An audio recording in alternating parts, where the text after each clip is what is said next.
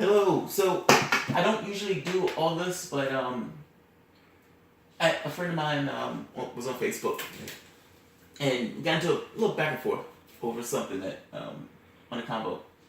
So he said if one is in their 30s from a starter job and they got into their teens or early 20s, then they're the problem. They should be at a managerial level, have gone to night school, learn a new skill, advance from a starter level skill position. I have no empathy for someone in the same position for 10 to 15 years. I have no empathy. It's heartless. 10 man. Alright, so then I had another friend of mine who, the first part, only from the perspective of the person with the job can this issue be right or wrong. If a person stays on the job but thought they deserved more and didn't take any action of any kind, it's their fault where they are. If a person didn't care if they moved up or made more money and accepted that management gave them, then cool, no harm, no foul. Lloyd is my man and I can't disagree with him more. In fact, I can't disagree with either one of them more because they're similar saying the same thing. Look, man, not everybody wants to be a manager. Not everybody wants to aspire to move up to middle management. Some people just want to have a job. And there's nothing wrong with that. So this is kind of the problem with meritocracy. Like this idea that you move up and your success for the most part, you know, what you succeed at, it makes you feel like everything that you get, all the spoils, are worth it. So it doesn't matter how much fabulously wealthy you get. Because I was successful, so I had earned that wealth. And unfortunately, the converse is true. Under the model of meritocracy, that if you didn't earn that wealth, then you don't deserve that wealth. Meaning, well, it's okay that person doesn't make a basic wage because that person didn't earn it. That's a fucked up philosophy.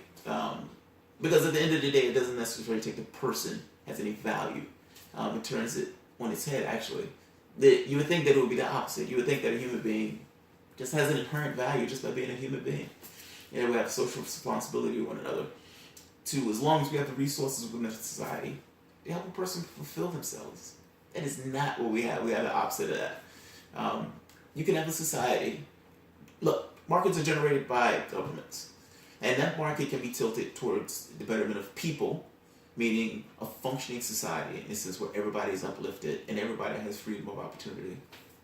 Or tilted towards the rich, which is the one we got.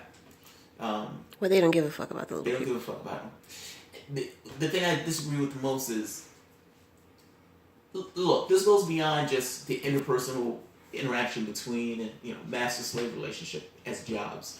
It also goes into things that happen outside of the scope of just a single person and their manager. But that still affects them negatively. So, a trade deal passed. And that trade deal now expands the employment market global. And because that employment market is global, I can destroy this job and ship it overseas and pay somebody $2. That guy is now making twice as much as he was doing before. But the person in this country lost their job paying $15, $16 an hour. Right now, there's, I think it's, if I remember correctly, one job for every 7 people who are looking for it that pays a decent wage. Whether it's automation, whether it's, again, those trade deals shipping those jobs overseas, wages can be held low. And managers want wages low because it allows them to funnel more money to the top. That has nothing to do with whether this person does well at their company or not. I don't care whether they do well at their company or not. I'm saying they should get a basic wage. At the end of the day, you being a person and you working at a particular company means you should earn a living wage at that company, particularly if the company can afford it. And look, if it's one of those things where it's a small biz, then government should supplement that. If you want to get rid of poverty, if you really want to attack poverty, you're going to have to pass a basic living wage.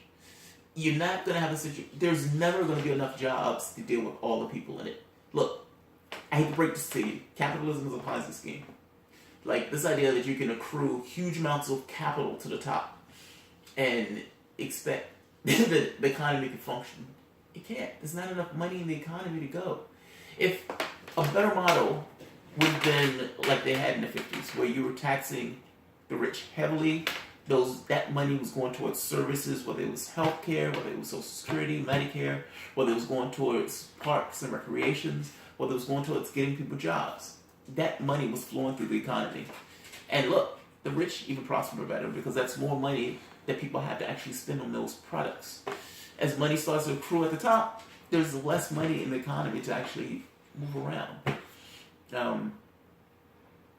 Everybody's worse off. And in some weird way, capitalism eats itself because that's essentially what it ends up doing. They're essentially greedy. They're essentially saying, I'm going to hoard all the money at the top, meaning there's nothing at the bottom. This is not an open-ended system where you have just infinite resources. If somebody has $1 billion or $20 billion, you're going to have poverty. It just works that way. You can't have it both ways. You either accept the items that poverty or that come associated with poverty, like crime and stress and death, people dying at younger ages, or you do something about it. A basic living wage. Nixon, anti-Semitic Republican warmonger Richard Nixon put forward a basic living wage.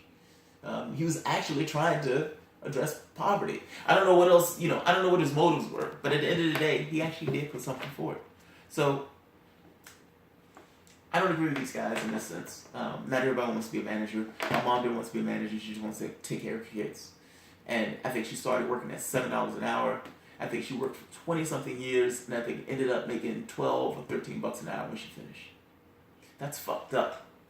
And it's almost like saying, well, they didn't earn it because they didn't do some arbitrary thing. They didn't have some stupid human trick that could earn them a ton of money. So they're not worthy enough to get a basic wage where they can take care of their kids or raise their family. Fuck no. You're crazy. And they're wrong. I mean, look, either you believe people have value or you don't. And if you believe they have value, we should make sure that value is affirmed by taking care of them. So. All right. Tell my wife bye. Bye, wife. Bye-bye. Thank you.